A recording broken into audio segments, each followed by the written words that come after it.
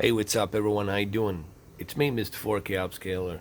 So recently, my friend Wayne Strudwick, also known as MrStruders, Oled. You can check his channel. His channel is strictly just for the OLED TVs, and it's no secret that the Xbox One X has been having some issues with the Gamma on the HDR, especially on the HDR games, including the latest hits like Metro Exodus, Crackdown 3. They've been having all kinds of issues with the Gamma. Now, Microsoft hasn't yet, as we speak, they haven't yet, as making of this video, addressed this issue, and they haven't even fixed this issue yet. So when they're going to do it, or if they're ever going to do it, because this is the problem that's been existing since this console was released. Now, is this like a big deal, this Gamma issue? Yes and no. The one issue you might experience with it is that you have to tweak. You have to tweak your TV to fit that HDR Gamma. Now, my friend Wayne Strudwick, he's been messing around with this. He's been tweaking this.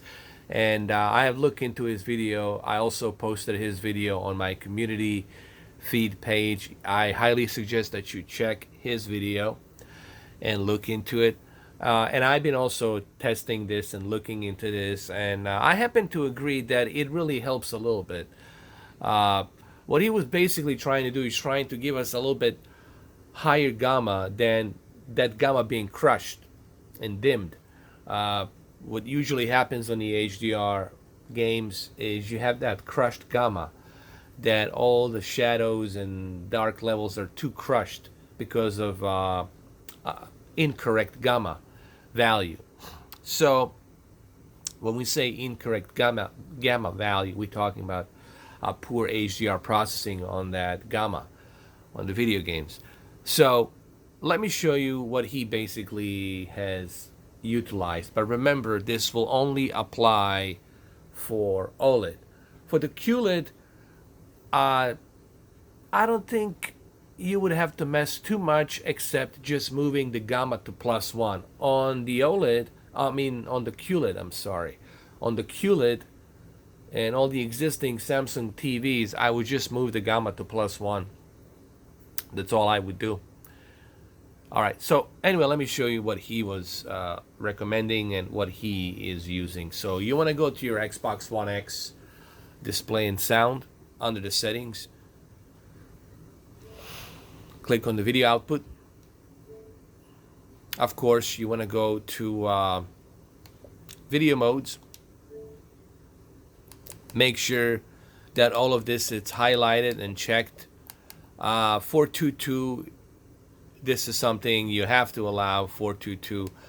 This is in case you have maybe a better HDMI cable like Belkin or something. Is it going to take a full advantage of 422? Yes, because you have a Belkin high-speed cable called ultra high-speed cable, and the Belkin ultra high-speed cable will take full potential of 2.0, give you the best possible bandwidth of 2.0. So 422, it's a 2.0 higher bandwidth. You're gonna get that, 18 to 20 megabits. You're gonna get it much quicker, much faster, so you can transfer that data much quicker, much faster. Okay, so you want to leave this at the 422. Let's go to our resolution. Leave it there.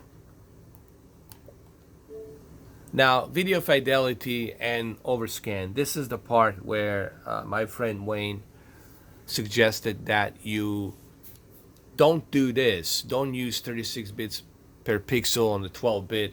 And I happen to agree, and I'll explain to you why I agree that you shouldn't use 36 bits per pixel on the 12-bit. Because, first of all, you don't have a 12-bit television. And the user interface that you are on right now, it's not using a 12-bit and 36 bits per pixel. So why would you force something that you can't actually get?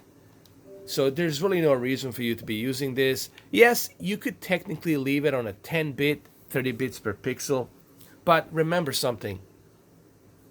Your television, once it's switched to 4K HDR content, is going to automatically switch to a 10-bit. Okay, when it's on the user interface, it's going to stay at the 8-bit per 24 bits per pixel. Now, I know Vincent Tia will tell you that's fine, leave it on 36 bits per pixel. You leave it on a 30 bits, leave it on a 30 bits per pixel on a 10-bit. But I don't really see a reason why would you do that. Why even do these two? I don't think there's any reason for you to select these two. Now, people will have a difference of opinion on this, and that's fine. You know, everybody's entitled to their opinion. But I think, honestly, there's really no reason for you to select either of these two, because on the user interface, you will never use these two. On the user interface, you are using 8-bit. Okay? The metadata automatically will turn on to 10-bit. It's just you don't see it. It's not like going to let you know, hey, we're using a 10-bit per 30 bits per pixel. This is no reason for this. There's no reason for you to force 12-bit on a 10-bit because your TV doesn't support a 12-bit. Why would you compress something that your TV can't do? Why would you override your TV to something that it doesn't support? So I would not use this. I would totally avoid these two. I would keep it on an 8-bit. So I agree with Dwayne Strudwick on this one. And I disagree with Vincent. You don't need to be putting either of these two, because even Vincent knows, and I'm more than happy to argue with him about this, even he knows that this will automatically select. Even he knows that this will automatically select once we click on a Crackdown 3 HDR game, or once we click on Resident Evil 2 HDR 4K game. This will automatically turn on. So then what's the point of you overriding something that you can't really see on your 10-bit television? So I suggest to you leave it at the 8-bit, and I agree with Wayne to leave it at 8-bit. Now it's going to ask you, would you like to keep this color? Yes. Depth. So leave it on a 8-bit. Color space, leave it on a recommended standard. See, it automatically keeps it on auto detect. So what does this mean? You see, this is what I was talking about. It's going to detect automatically what your television can achieve, along with your HDMI cable. So then what's the point of you overriding your video fidelity to 36 bits per pixel on a 12-bit? Because you don't have a 12-bit television. Your HDMI cannot even process that data. So why would you do that? Why would you force something that you can't actually see? And your user interface on the Xbox One X is 8-bit, and Vincent knows this as well. Everybody else knows this as well. HDR Boris knows this as well. I know I'm putting out some names out there, but they know this as well. So why would you force something when you know that your user interface is always going to be at the 8-bit? All of your user interfaces, even your PlayStation user interface, it's on the 8-bit. Okay?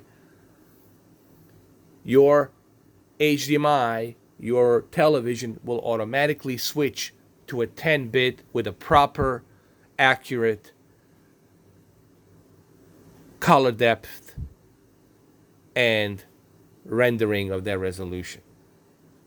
So there's no reason for you to force something. What I'm trying to say in the basic terms, there's no reason for you to force something if your TV can't achieve. That's all I'm saying.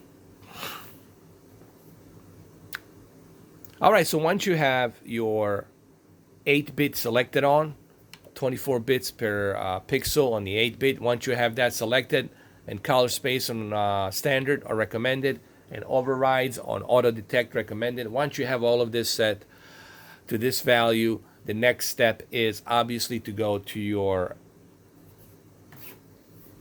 remote control, your handy dandy magic remote control. Go to your game user and scroll down to the settings. Now these are my values. Strudwick has he left it at 80. I left it at 83, so it's not like a huge difference. It's just 3 clicks up.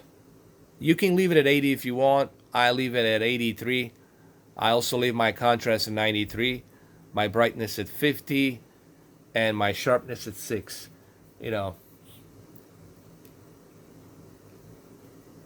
And my color at 50. Now let me show you the most important part. This is really not that important. This is the important part that Dwayne Strudwick mentioned, and I'm gonna go over here. I'm gonna show you really quick. I'm gonna go to the advanced controls. You want to turn this off. You want to turn off dynamic contrast. You want to turn that sucker off totally. Click it off. You want to turn off your dynamic color off as well. Super resolution, yeah, you can turn that sucker off. You really don't need this crap. Just turn it off, honestly. And here's the important part, the gamma. You want to keep your gamma at low. This is where you're going to get a much better, not crushed gamma. You see, when you keep it at medium, when you keep it at low, this will help with the Gamma HDR issues on your games like Crackdown 3. And actually, as a matter of fact, we can go ahead and do that one example. I'm going to select Crackdown 3. I'm going to show you exactly what I'm talking about. The reason I'm making this video is because I want you to know that I do agree with my friend Wayne Strudwick. And I don't care what anybody says. Honestly, he's right on this, and I like his settings. These settings really are going to help with this issue that we have with Xbox One X and Gamma. Now, I know there's going to be people out there with different opinions, and I'm welcome to hear everyone's suggestions. You don't have to use these settings that he's using, but I think you should at least give it a try before you start having a difference of opinion. Okay? So, having said that, let's move on. Let me show you the Crackdown 3 really quick.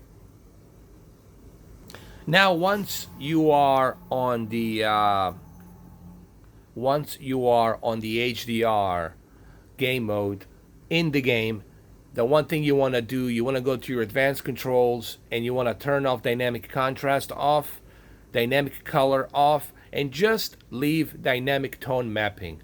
The only thing you should leave on is just your dynamic tone mapping. That's the only thing I would leave because we are using HDR. That's about it. Everything else here, turn super resolution off, dynamic color off, dynamic contrast off. Just leave dynamic tone mapping on. Now, let's see how a game looks. Oh yeah, this is much better, man. This is just much better. Like, you see the black digital levels in a much more redefined detail, meaning that it's not being crushed. And especially on this game, Crackdown 3. So I think that this is the best that we can squeeze right now on the this whole Xbox One X Gamma issue. The reason I'm using a Crackdown 3 because Crackdown 3 did have these issues, along with the Metro Exodus and the other game. God, what was it? Oh, Resident Evil 2. So, because if we didn't use these settings, like right now, the shadows here would be crushed. The level of detail here would be crushed. The surface would be crushed, would be all black. You wouldn't see nothing. Now, this is the way you should see it, and this is the most pleasant way to play. Okay, so I like these settings. I think you guys should give it a try, and let me know what you think. Again, I don't want to take any credit for this because this is not me. This is Wayne Strudwick, my friend, MrStruders. Remember, you have to have OLED, and you could try it on a 7 series, but I prefer that you do it on the 8. The only difference between the 8 series and 7 series is the fact that you guys on the 7 don't have that dynamic tone mapping. Here we have it. But I think even on the 7 series, if you choose these settings that my friend Wayne Strudwick has recommended, again, I cannot take a credit for this because it's not me. MrStruders takes the credits here. This is his work. I'm just here letting you know that I have tried it, and it works great, looks great, and no problem, no issues here.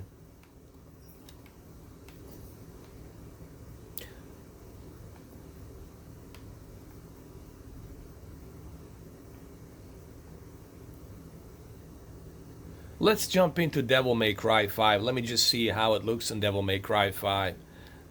Due to the fact that we do have that problem and issue with the Gamma.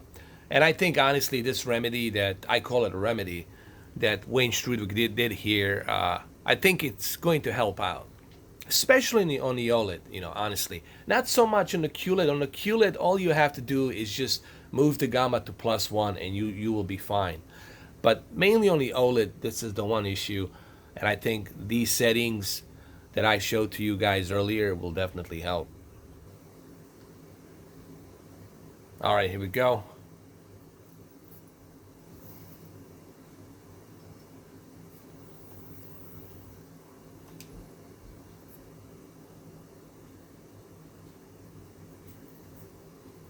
Oh yeah, I mean, I can definitely see it even here on this opening scene. Even in the dark areas, it just looks better. Now, it's going to be hard for you to see it through a camera here, but you'll just have to trust me that, the Gamma's not being crushed here. With these new settings, everything looks more natural. You can see more in this dark scene. You can see stuff like this cave there inside. You see more in the background. And even here, it looks perfect, man. This is great. Yeah, I mean, Wayne did a great job, man. This is like this is the best accurate HDR now that we're getting on the game mode on the OLED here. Because we fixed now this Gamma issue. And thanks to Wayne Strudwick, this Gamma issue has been fixed. Now, there's one more thing that I forgot to do here that I need to show you guys, is that Wayne is using more of a warm color, and he's using a warm color to 30, W30. Now, this is his preference. I'm not saying that you have to use this. I'm not saying that you have to go down this route, but I think you should give it a try. He's using a warm 30. I'm going to go ahead and try it out really quick. Warm 30, yeah. You know what? I agree. Leaving it at the W30, it's definitely much more... it suits it, honestly. It has that nice soothing temperature that it's not like blasting into your eyes with all the coldness. And this is actually healthy for your eyes to have a W3 here, warm 30. So I mean, I totally agree with this whole settings here, and this is what it's all about, guys. It's not about me. It's about also looking and seeing what you guys have. Now, Wayne Strudwick, I've known him for a long time. He has OLED now since 2016. All he had was OLED. So he spent a lot of time on the OLED, and he spent more time on the B8 than me because I was absent in 2018. Remember, in 2018, I was absent for the whole year. I didn't have it. So here, it just looks better. Yeah, the Gamma's much better here. Even right here on my user interface, it looks good too. So remember, go to display and sound, settings, go to your video output, go to your video fidelity and overscan. Make sure you select the auto detect recommended. Make sure you select 24 bits per pixel on 8-bit and color space standard recommended. All right. There's really no reason for you guys to compress and override that 36 bits per 12-bit, that 36 bits per pixel on 12-bit, because your TV doesn't support a 12-bit. I mean, what's the point? Like, why would you force something if your TV can't handle it? Why would you put a 75-inch television inside a Fiat, a little tiny Italian car? You can't fit it in there unless you're going to put it on the roof. So I know it's a kind of a crappy analogy, but it is. That's what I'm trying to tell you in layman terms. I don't see the reason why would you do that. Keep it on automatic, man. Because listen, your user interface, it's going to be 8-bit anyway, and you're never gonna utilize the 12-bit because you can't handle a 12-bit. So this is something that I agree on, and I stand by this. I don't care if you guys disagree, that's fine, but I'm telling you, this is the most accurate and correct way of doing it. So, good job, Wayne Strudwick. He did a great job. Remember, I'm not taking a credit for this. This is my friend, MrStruders. Go check him out. I'm just letting you know that I agree on these settings, and this is something you guys need to do. And as far as resolution and your 4K TV details, all of this stuff should be selected. Remember, 422, you want to use the 422 because this will help you get the best possible bandwidth from your cable. And I assume you guys are using a really good HDMI 2.0 cable. I would suggest that you use Belkin ultra high-speed cable, so that way you can take the advantage of that 422 chroma and you can get the best possible bandwidth speed. With there's no question in my mind, with the ultra high-speed cable from Belkin, you're gonna get that 18 or 20 Mbps much quicker, much faster. When you switch between the HDMI cables, it's gonna be pretty fast, seemingly lightning fast. So select this, and again, keep it like this. So there you go, there you have it. We finally found the cure for our Gamma issues on the Xbox One X. Now, as far as the QLED, I might have to do a separate video on that. As far as the Samsung TVs and QLED, I would only recommend that you turn the Gamma to +1. Or if you feel you have to, the maximum +2. But I wouldn't go anything above +2. Either leave it at +1 or +2. But I would highly suggest that you leave Gamma at +1 value. And if you leave a Gamma at +1 and you use these settings on QLED for the Xbox One X, you will notice that your HDR. I also want to point out, when you switch to the HDR, there's two different types of settings. You have your current standard settings, but you also have your HDR settings. When your television detects the HDR, you will have to also go to your option settings on your game HDR mode on a Samsung, and from there you will have to move the Gamma to +1. I might have to do a video on this because for some of you this might be kind of difficult to understand. I might have to do a video on this. I'll probably end up doing a video on this to show you this. But remember, these are the values you should use, especially on the OLED. And this mainly affected the OLED more than it did the QLED. On the QLED, like I said, you just need to move that Gamma to +1 and you're good. But this is mainly the issue that was on the OLED with the Xbox One X. So there you go. There you have it. Again, I don't take the credit for this. Mr. Wayne Strudwick takes the credit for this. This is his recommended settings. Okay, now in terms of my picture settings, I have a little bit different. I have my OLED light at 83. He's got his at 80. But in terms of everything else, it's pretty much similar. It's pretty much the same here. So there you have it.